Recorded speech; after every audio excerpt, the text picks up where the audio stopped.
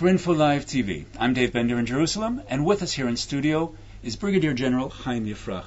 Good evening to you also. Good evening, sir. First question.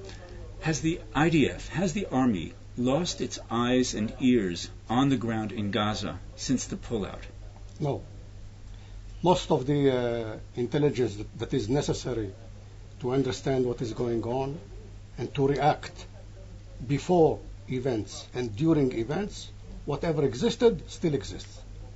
If what existed still exists, then why is Israel, 6 months after the pullout, still being inundated with Qassam rockets from Gaza, even at Ashkelon, at strategic installations?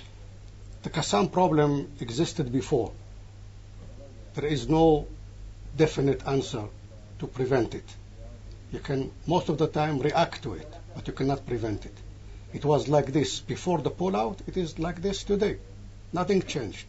Then what happened to the image of the IDF of always taking the lead, taking the battle to the enemy, being proactive?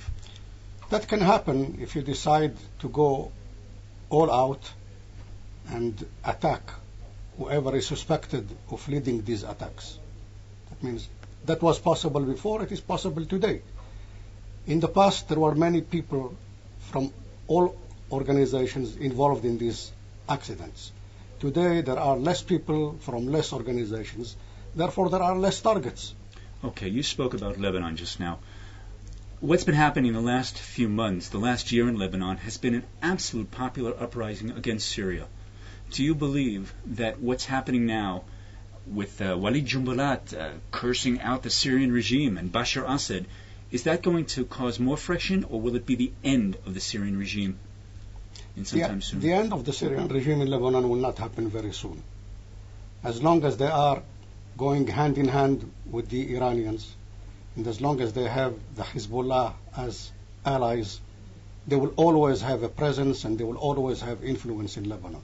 Okay, speaking of Iran, there was a report appearing in today's Jerusalem Post that the U.S. is planning a military strike against Iran using Georgian bases and military assistance. Do you think there's anything to that story? They do not need to invade Iran. They just want to attack selected targets. They can do that without being assisted from the neighboring countries. Do you feel that Israel has a role to play in any sort of military action like that? I think it is better. From my point of view as an Israeli, I think it is better if we leave it to the international community to deal with the Iranians. We have the highest price to pay if anything happens right or wrong in Iran. If it is successful, we will pay a price. If it is not successful, we will pay a price. Therefore, we should be on our guards, let the others do the job, and assist them only if they ask us. I don't think they will ask us. Egyptian intelligence head Omar Suleiman has met numerous times with Hamas officials in Cairo and in the Gaza Strip as well. Now, do you think they want to pull back Hamas? I think today they have another game to play. They have their game today is to make sure that the influence of Hamas will not spill out into Egypt, because that would be very dangerous for the government. There have been reports from Israeli intelligence in recent months, the last 6 months, that Al-Qaeda has set up training bases, staging bases for attacks in the region in the Sinai. What do you make of those reports? In order to be a Qaeda person, you just have to declare to yourself that you are a Qaeda person and get up and do whatever the Qaeda wants and wishes you to do. You don't need an organization, you don't need a camp, you don't need training, you just need acceptance of the methodology and acceptance of the mode of behavior.